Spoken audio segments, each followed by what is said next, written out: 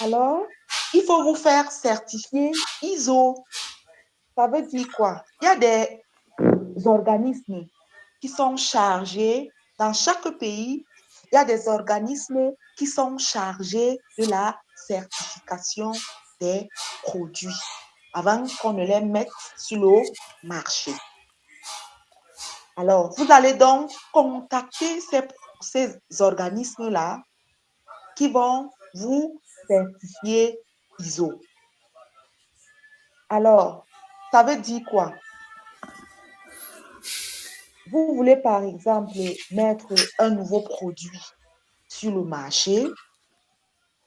Vous avez déjà un procédé de production de votre produit.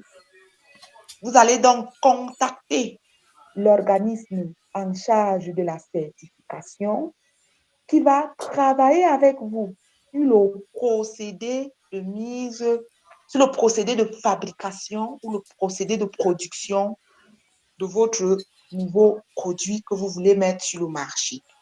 Vous allez travailler avec eux. Ils vont vous accompagner jusqu'à se rassurer que ce procédé amène à la production d'un produit de qualité. Un produit de qualité, c'est-à-dire un produit qui ne sera pas nocif pour le consommateur.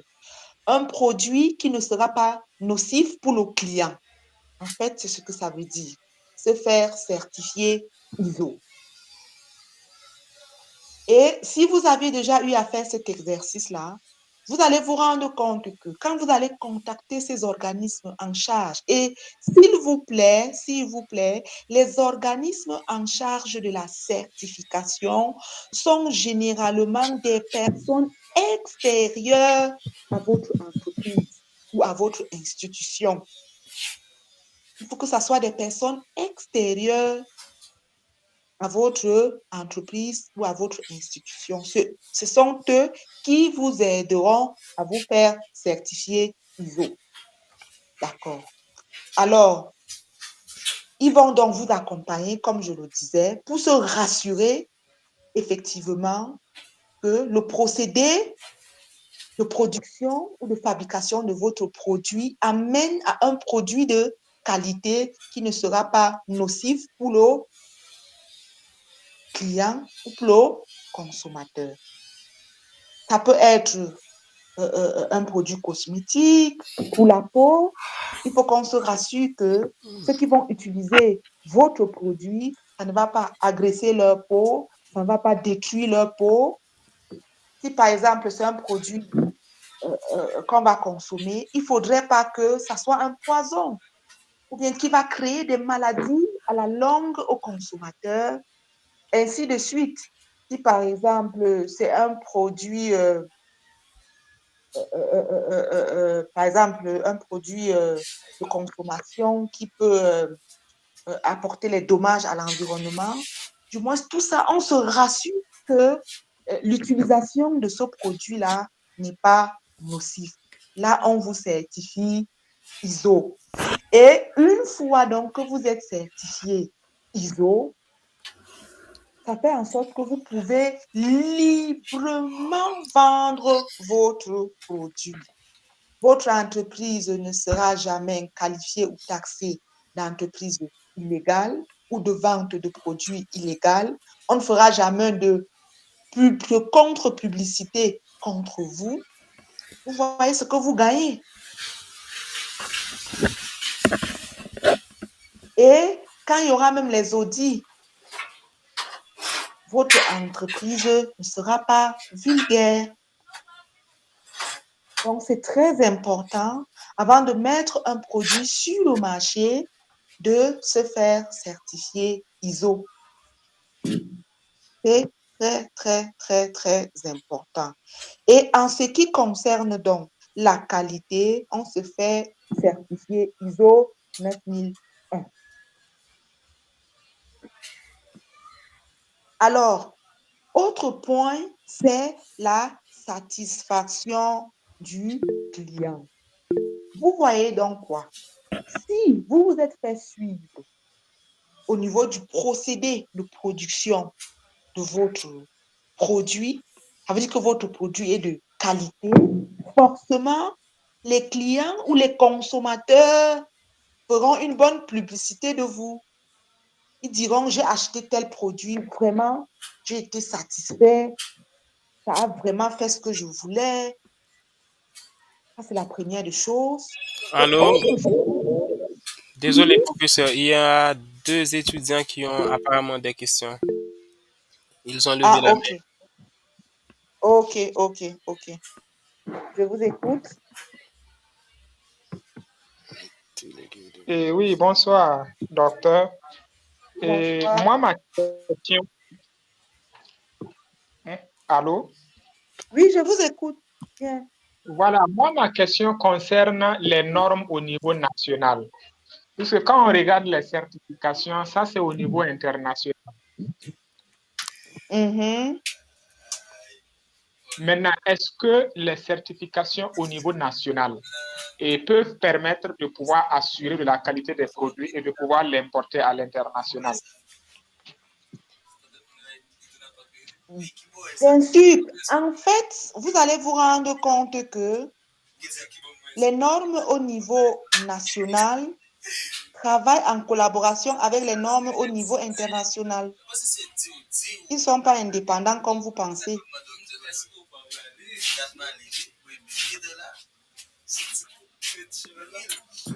Bon, maintenant, au niveau de l'importation du produit au niveau international, il va falloir que les normes ISO certifient d'abord votre produit, les normes internationales, via la norme nationale. Vous comprenez un peu?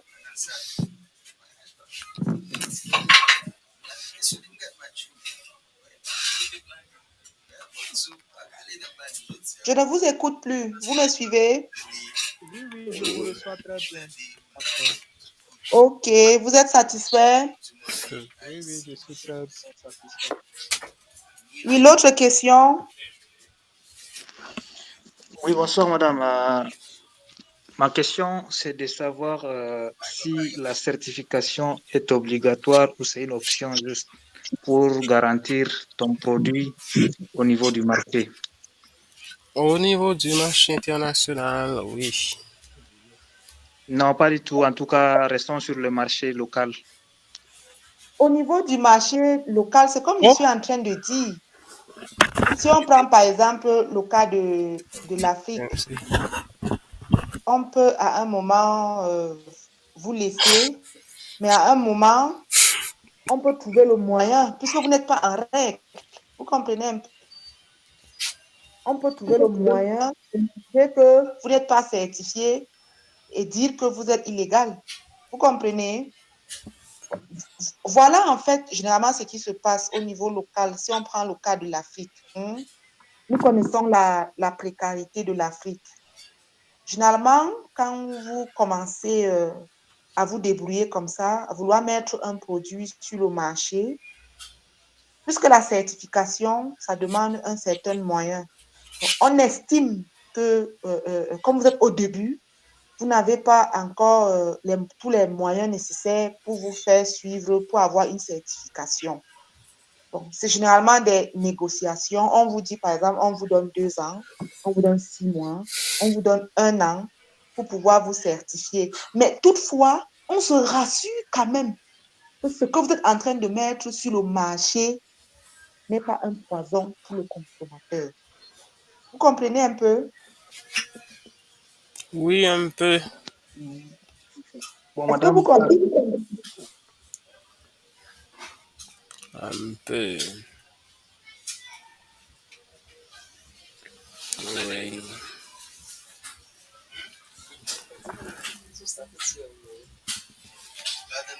Oui, oui.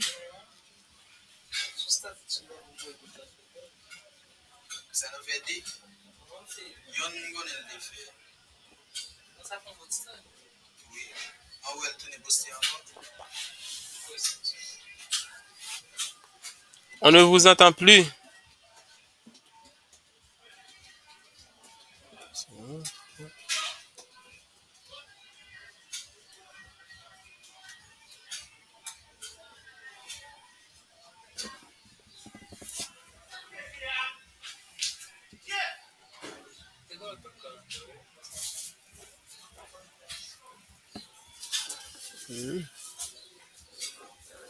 Pot bol lan. Si ba jwen bol la, metel lan gode.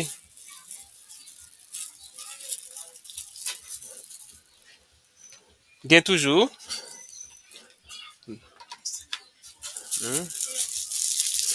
Ou manje tout?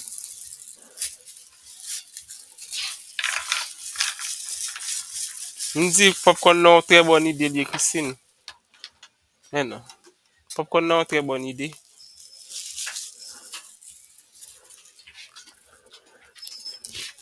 Nou va ba ou nou a? Ou pat pran ou nou a? Ok.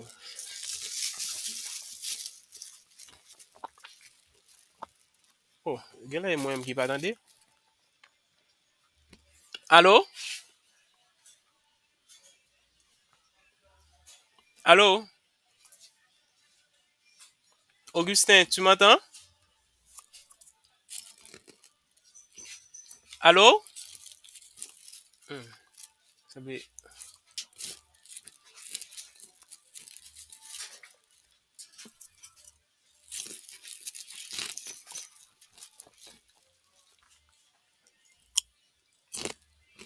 Allô?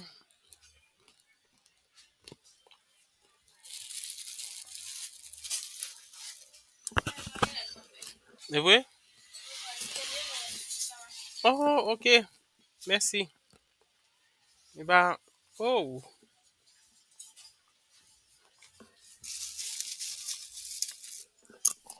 Mhm.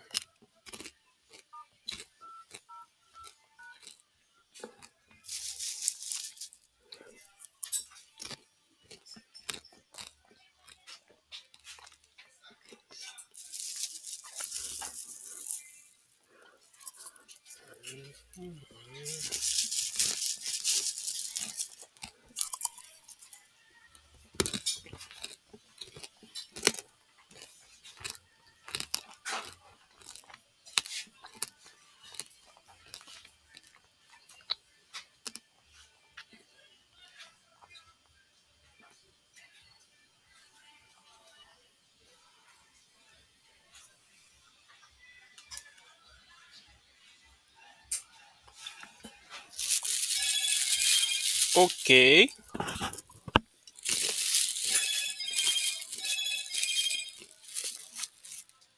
Allô?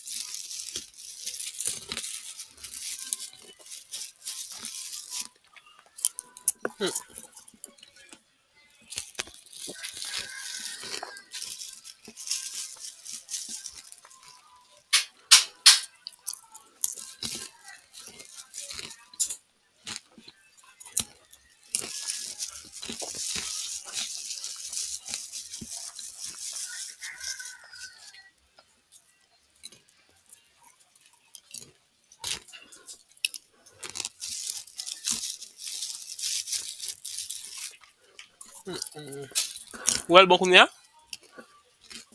Ta le ban mou lanse nou.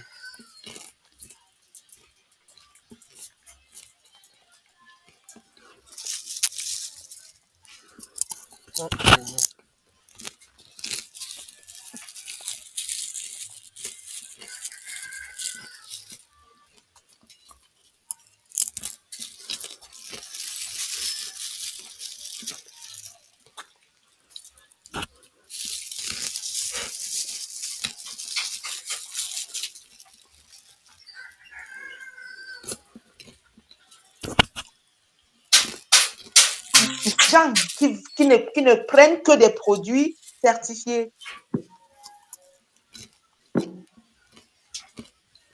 Donc, en ce qui concerne donc les enjeux de la qualité, ce sont les deux points.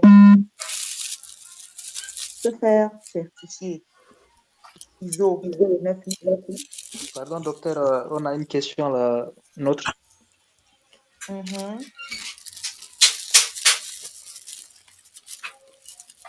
Je vous écoute, allez-y.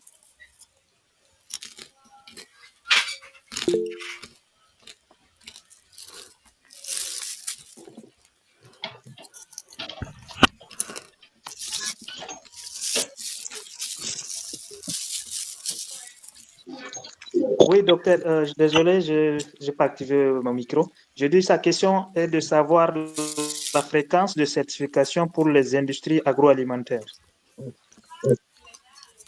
Bon, ça dépend parce que ça évolue. Vous savez que ça évolue, non? Il faut qu'on constate qu'en fait, ce qu'on avait validé, on se rend compte que c'est devenu un souci. Il faut qu'on revienne sur ça. On ne peut pas a priori dire qu'il y a une fréquence. On ne peut pas a priori définir une fréquence. Puisque même au niveau de la...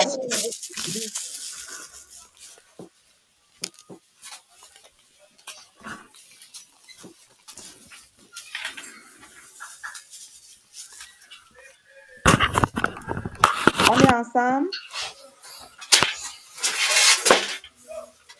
Oui, docteur, on est ensemble. Oui. Est-ce qu'on peut évoluer?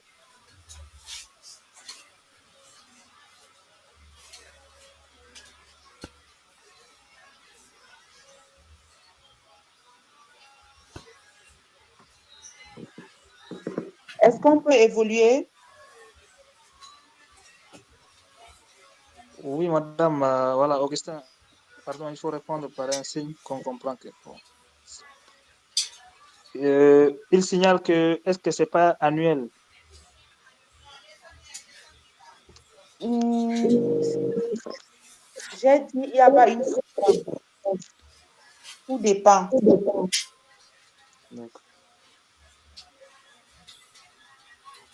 Ça peut même être, même on valide, mais après, la science vient montrer que non, telle chose est devenue un problème, ou on s'est rendu compte que telle chose-là, c'était dû à telle chose. Juste 2 mois après que vous avez eu votre certification, on va revenir sur ça. Mais maintenant, il y a des audits qui peuvent être annuels ou après 6 mois. Ça dépend de chaque pays.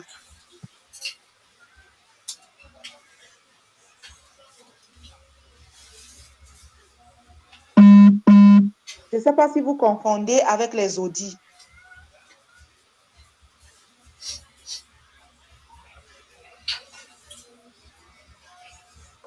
On est ensemble? Oui, on vous suit très bien. Oui, madame. Ok, je disais donc que c'est des audits qui peuvent être annuels ou après 6 mois. Ça dépend de chaque organisme. Mais au niveau de la certification, tant qu'il n'y a pas un problème qui a été relevé, on ne peut pas définir une fréquence.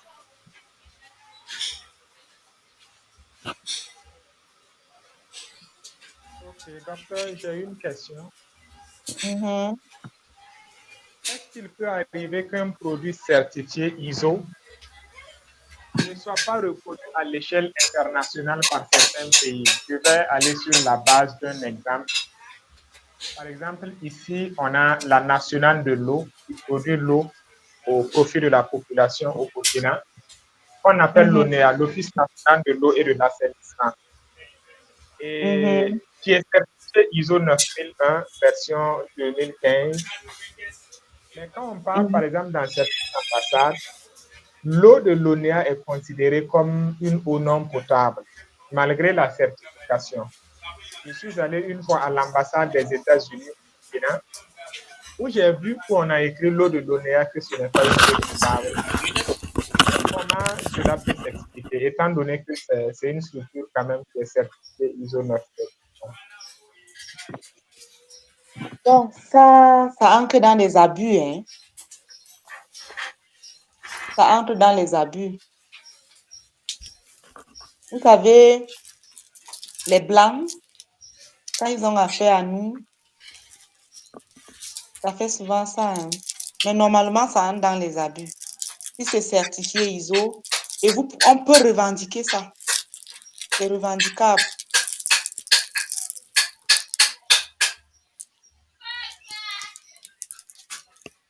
Puisque les ISO sont déjà internationaux, ils n'ont plus le droit de les classer comme ça.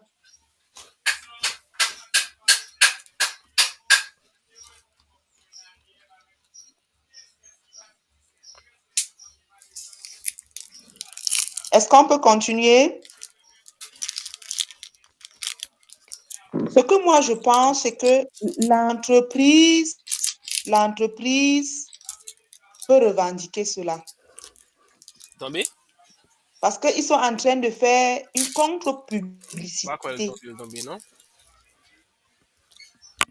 pour empêcher la vente du produit.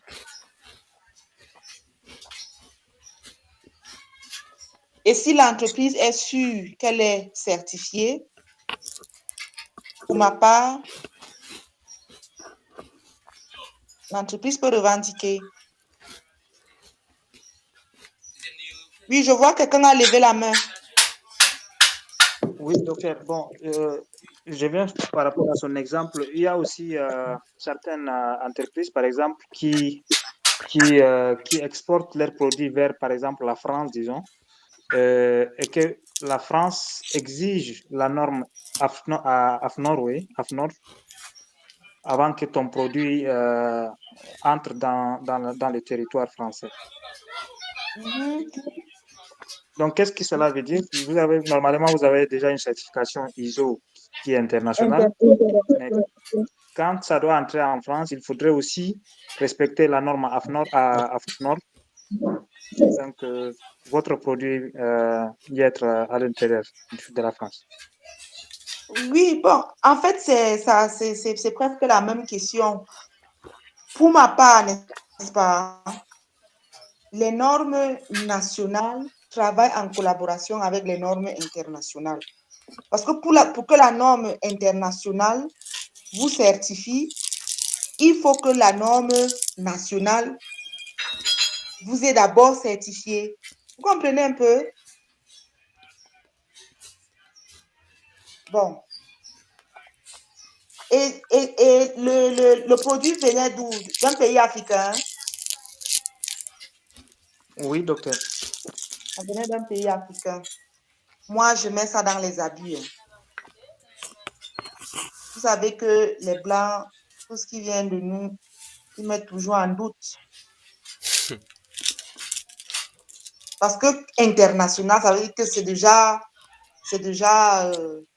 au-dessus du national. Pourquoi les normes internationales, la norme nationale, le AFNOR de la France estime que elle est meilleure que le international. Ça entre dans les abus. Bon, autre chose, écoutez, autre chose qui peut justifier aussi cela, c'est que au niveau, par exemple, national, on peut avoir certaines tolérances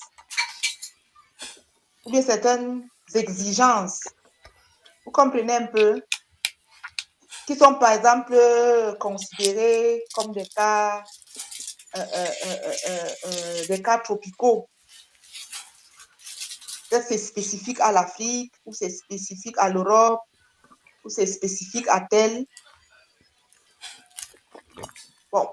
Et aussi, autre chose, c'est que si vous avez déjà été certifié ISO et que vous voudrez vraiment vendre votre produit au niveau de la France et qu'ils demandent à vous faire certifier AFNOR à leur norme, bon, vous ne perdez rien à accepter puisque vous saviez déjà que c'est certifié ISO international. Et l'autre problème même, c'est qu'au niveau même international, c'est toujours eux qui sont là-bas, non?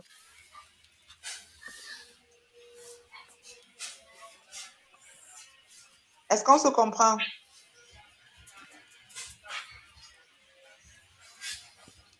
Oui, docteur.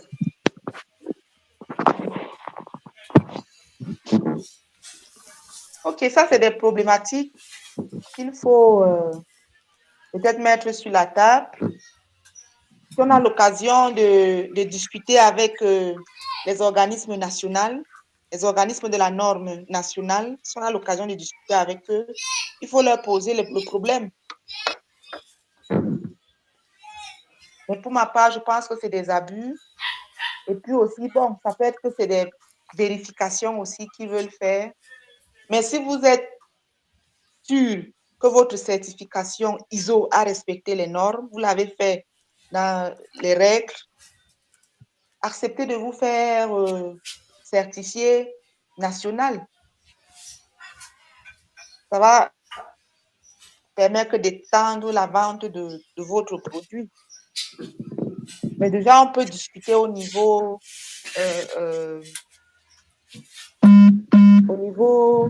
national pour savoir pourquoi est-ce que certains pays refusent les produits certifiés ISO international.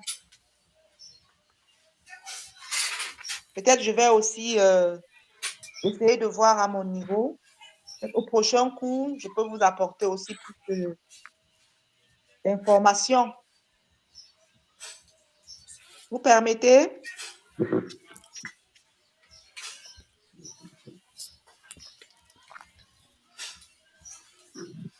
Ok. Ok. D'accord, on continue. On continue donc au niveau du management de la santé et sécurité. Santé et sécurité, on les met toujours ensemble. Alors, au niveau donc de la santé et sécurité, il y a deux enjeux. Premier, c'est toujours la normalisation. Et l'autre enjeu, c'est l'enjeu socio-économique. Alors, au niveau de la normalisation, au niveau de la santé et sécurité, tout est parti de la loi du 9 avril 1898 portant sur la réparation des dommages qui oblige l'employeur civilement responsable des accidents survenus, les accidents qui surviennent dans les entreprises. Donc, c'est parti donc de cette loi. Ça a évolué de la loi vers les décrets. Il y a eu des décrets. Il y a eu 2 décrets, je pense. Quand vous allez lire le document sur les enjeux de la santé, vous allez voir cela.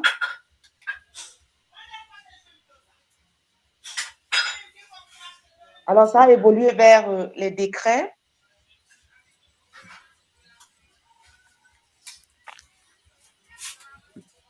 Par la suite, l'Organisation internationale de la normalisation ISO a estimé que le management de la santé et de la sécurité doit relever d'un dialogue entre l'employé et l'employeur. Maintenant, l'organisation internationale, lui, il estime que cela doit se passer entre l'employé, l'employeur et le gouvernement. Et ceci faisant donc, chaque entreprise a créé son référentiel. On a donc évolué de ce référentiel-là vers un référentiel OHSAS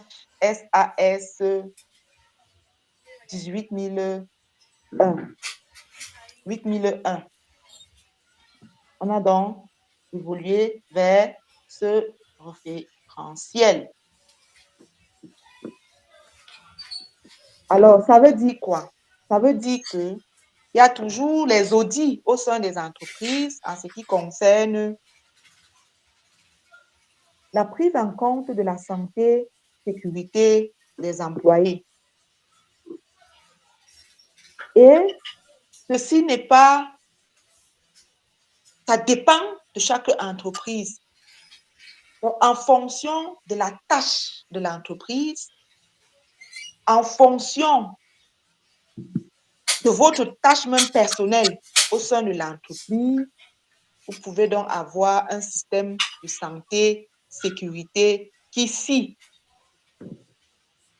à ce que vous faites. Donc, ce n'est pas universel.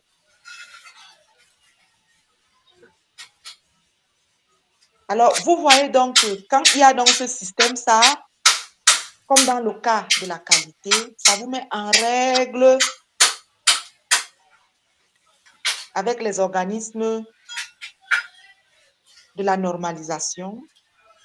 Et le deuxième cas, qui est l'enjeu socio-économique, comme on l'a déjà dit à l'introduction, au niveau de l'enjeu social, vous voyez que l'employé il va travailler avec plus de rassurance parce qu'il sait que sa sécurité est assurée. On a mis à sa disposition les équipements de sécurité. Il sait qu'il y a les primes de risque, par exemple.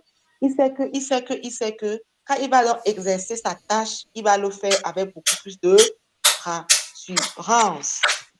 Et ça va donc impacter au niveau économique, au niveau de l'entreprise. Ça va éviter les accidents. Parce que quand il y a accident, ça veut dire qu'il y a arrêt de production. Donc, ça va donc contribuer. Et vous voyez aussi que quand il y a accident, il faut assurer le travailleur, il faut l'amener à l'hôpital. Il faut. Or, quand on met en place un système de management de la santé et de la sécurité, ça fait donc un gain à l'entreprise. Donc, c'est ce qu'on peut donc dire en ce qui concerne le management de la santé-sécurité. Donc, le premier enjeu, c'est au niveau de la normalisation. Se faire normaliser avec un référentiel qui est propre à chaque entreprise et à chaque tâche. Un référentiel OHSAS 18001 et un enjeu social et un enjeu économique pour l'entreprise. Est-ce qu'on peut évoluer?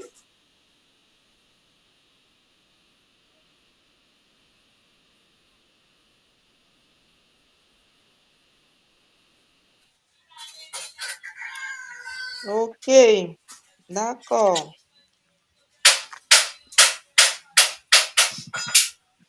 Maintenant, on va évoluer vers l'enjeu du management de l'environnement. C'est presque la même logique. Nous sommes déjà au niveau de la leçon 3 du chapitre, leçon 3 du chapitre 1. Leçon 3. Ça, c'est la leçon 2. Leçon 3. Voilà. Donc, je fais un résumé de chaque leçon. Quand vous allez lire, vous allez mieux comprendre. Mais en grosso modo, c'est l'idée générale. Donc, les enjeux donc, au niveau de l'environnement, c'est presque la même logique. Il y a la certification. Au niveau de l'environnement, il faut se faire certifier ISO 14001.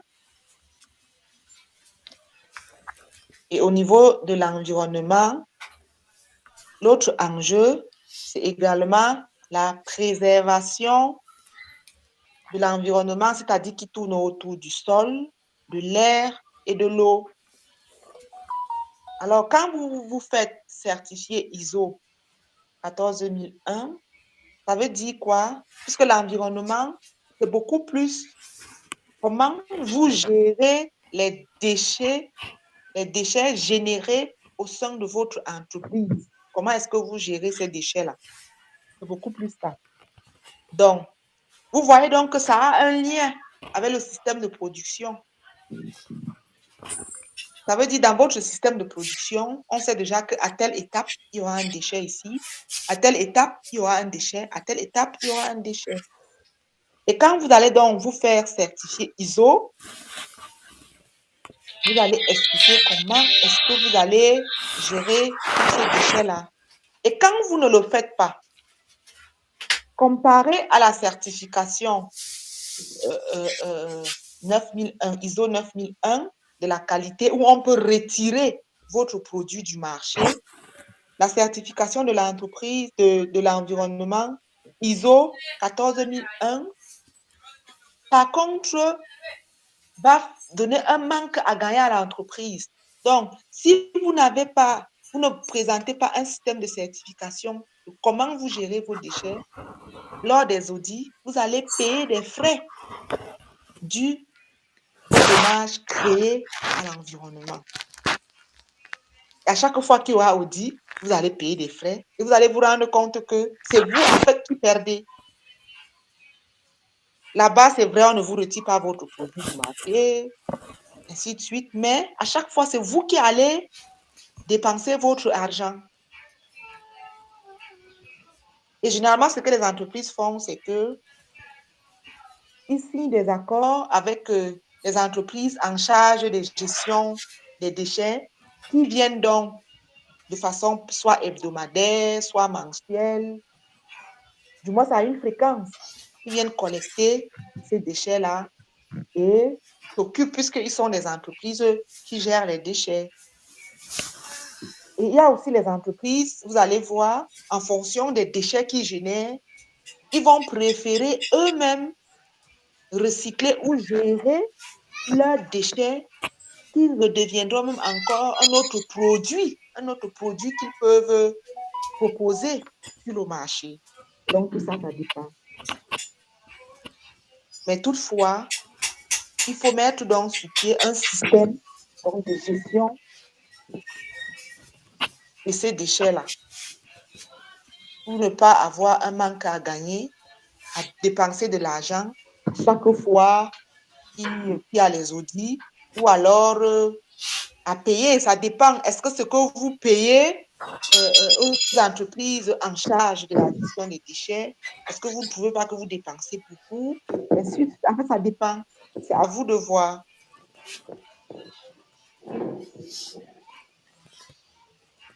Donc, je pense que le chapitre 1, ça à ce niveau-là.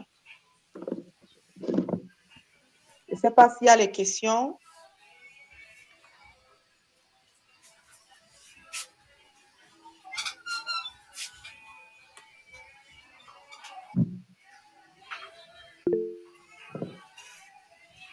Oui, Monsieur René, je vous écoute.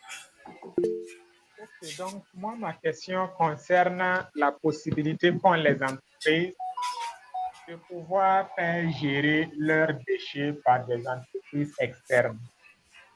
Et très souvent, la plupart des entreprises qui le font ne suivent pas la destination finale des déchets.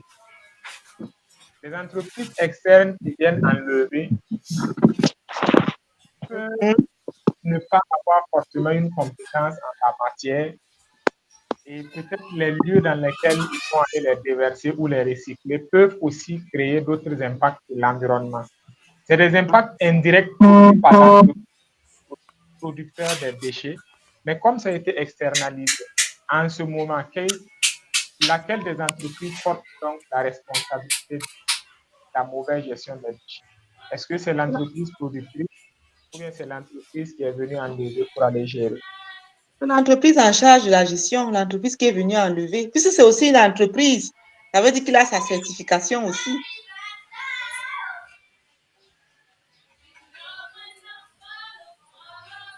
Ça veut donc dire qu'il faut savoir faire le choix de l'entreprise en charge de la gestion des déchets. Puisque là, vous devenez client en ce moment. Il faut vous rassurer aussi qu'il est certifié ISO 9001 au niveau de la qualité. Ça veut dire que son système de gestion à la fin, vous devez vous rassurer de tout ça avant de lui offrir, avant d'accepter son offre.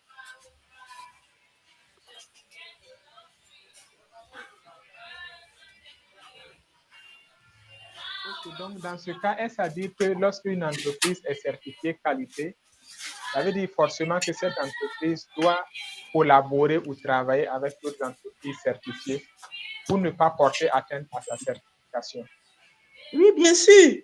Parce que si vous partez collaborer avec eux, travailler ou vous acceptez une entreprise qui n'est pas certifiée.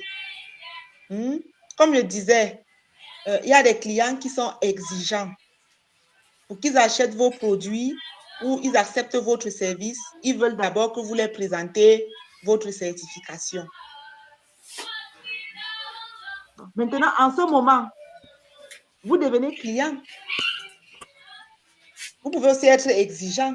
Demandez qu'il vous présente sa certification. Et maintenant, s'il vous présente sa certification, en ce moment, quand le problème survient, vous n'êtes plus concerné. Hein? Mais s'il n'est pas certifié, ça veut dire que quoi? Vous aussi, vous avez offert, vous êtes complice en ce moment.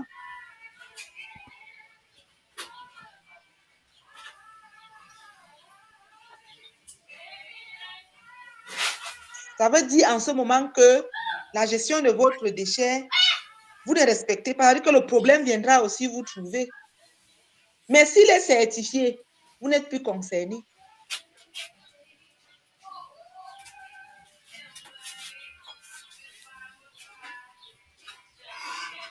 Est-ce qu'on est d'accord?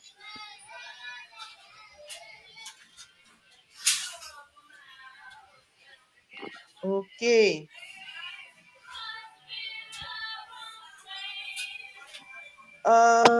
On peut commencer le chapitre 2, non? Le chapitre 2, ça va aller aussi vite.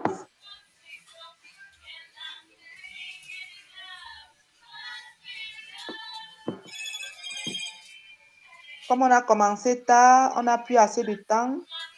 On va commencer le chapitre 2.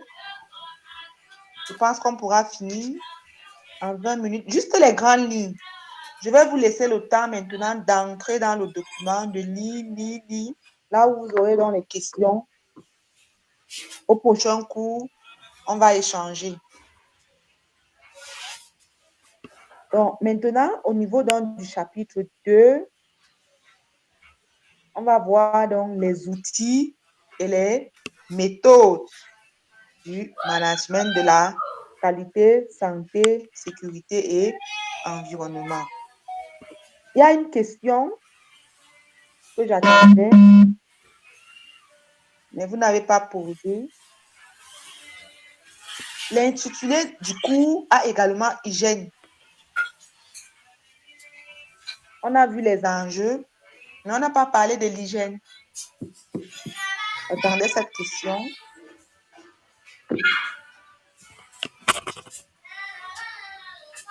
Donc, tout simplement, on va le voir. Il y aura au niveau du dernier chapitre, le chapitre 5, on va mentionner tout ça en ce qui concerne l'hygiène. D'accord? OK. Alors, au niveau donc, du chapitre 2, on va parler donc des outils et les méthodes du management de la qualité, santé, sécurité et environnement. Alors, ce qui est sûr, certains de ces outils, vous les connaissez déjà, ou du moins, vous avez entendu parler de ces outils-là. Donc, la leçon 1, ça sera les outils et les démarches applicables à la qualité. Donc, quels sont les outils qu'on applique au niveau de la qualité? Alors, il y en a beaucoup. On a le travail en groupe. Je suppose que c'est des choses que vous connaissez. Il y a le brainstorming.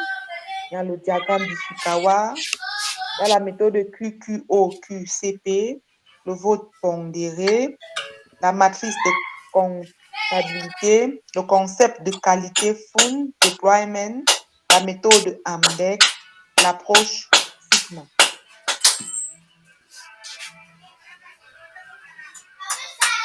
Et vous allez voir, on a expliqué chaque méthode, comment est-ce que ça fonctionne. Le travail en groupe, comment ça se passe.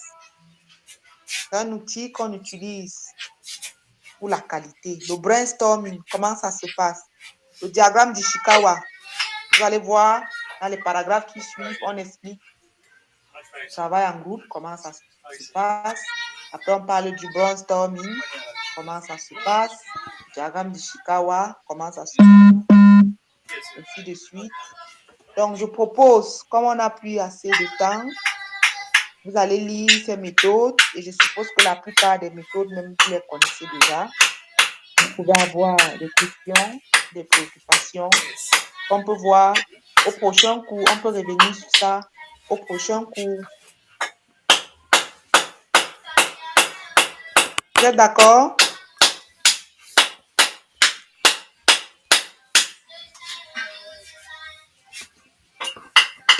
Ok. Merci. Bon, maintenant, on va parler des outils utilisés en santé et sécurité. Donc, pour ces outils, c'est la même chose. Descendez. La leçon 2.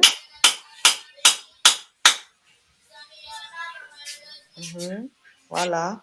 La leçon 2, les outils utilisés en santé et en sécurité. On a la formation du personnel, la communication, l'évaluation des risques, les audits, la checklist.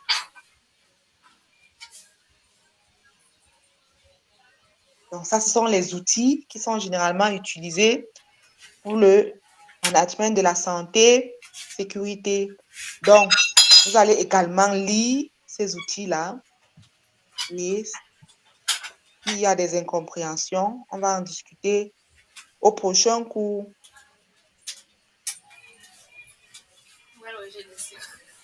Maintenant, la leçon 3, ce sont les outils du management de l'environnement.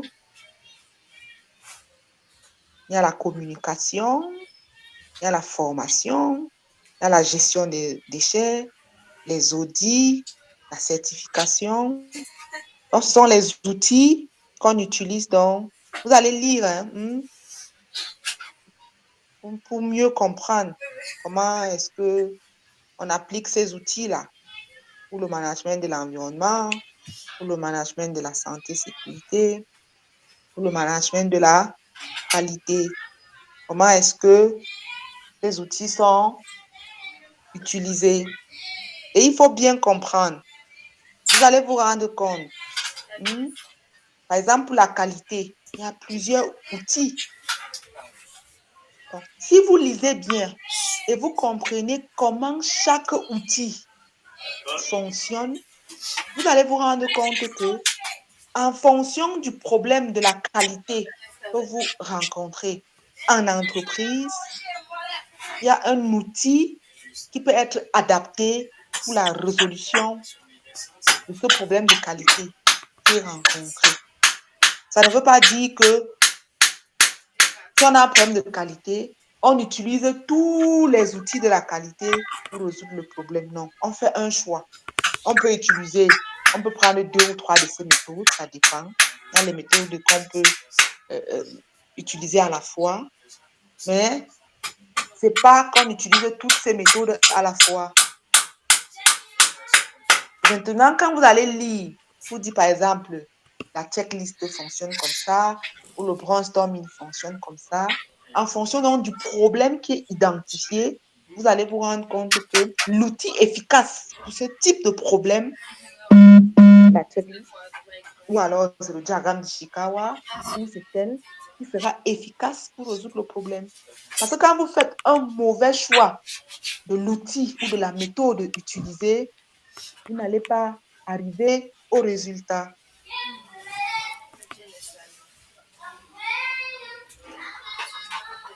Donc, c'est pour ça qu'il est important de bien lire et de bien comprendre chaque outil. Et quand vous comprenez donc bien chaque outil, vous saurez vous en servir. Donc, je sais,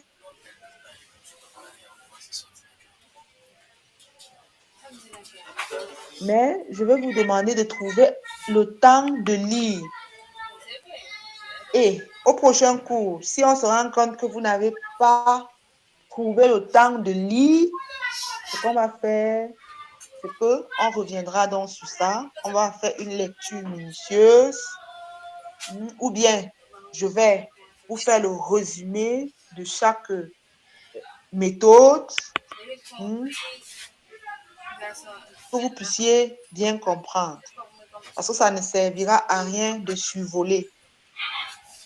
Si on survole, ça veut dire que vous ne pourrez pas résoudre un problème spécifique, peut-être de qualité ou de santé, sécurité ou d'environnement. Est-ce qu'on est d'accord? Oui, D'accord. Ok, Monsieur Augustin. D'accord. Bon, je pense qu'on va arrêter là pour aujourd'hui. oui, youpi. On va se dire Au revoir. à mercredi prochain. D'accord. D'accord, professeur. À mercredi prochain. À mercredi prochain. D'accord. Bon, Ok, vous pouvez merci. continuer. Bonne fête, bonne fête. Merci Merci Ah, aussi. je à vois une vous main aussi. levée. Oui, Monsieur René a levé la main. Bon, Est-ce qu'il c'est a une une erreur de question? communication. Mais bon, néanmoins, j'avais une question en suspens. Bon, si vous Ah, permettez, je pose quand même. Et c'est oui. concernant les certifications. Et je Concernant, constate que les certifications. mhm. Et je vois qu'au-delà des organismes, les individus peuvent se faire certifier. C'est à Les quel but? individus, mais les individus se font certifier. Attends, je ne comprends pas votre question. Par exemple, un individu, par exemple, ceux qui font les études de certification Mhm. ont eux-mêmes besoin d'être certifiés avant de pouvoir être autorisés à faire ces études de certification. On peut se faire certifier avant Avant d'être autorisé à mener des études de certification. Par exemple, ou bien c'est Mhm. n'importe qui peut faire des études de certification. Non, ce n'est pas n'importe qui. Il y a les organismes spécifiés pour faire ces études de certification. Mais est-ce que des individus, des consultants indépendants peuvent être certifiés pour mener des études de certification? Non, monsieur René, non. En ce moment, il faut qu'ils aient l'autorisation. Ça veut dire qu'ils sont aussi légaux, non? Ils ont été aussi certifiés, ainsi de suite. Il faut qu'ils soient légaux.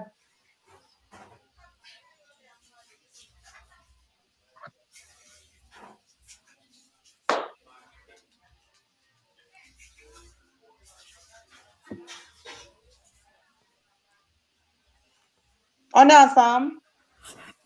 Oui, oui.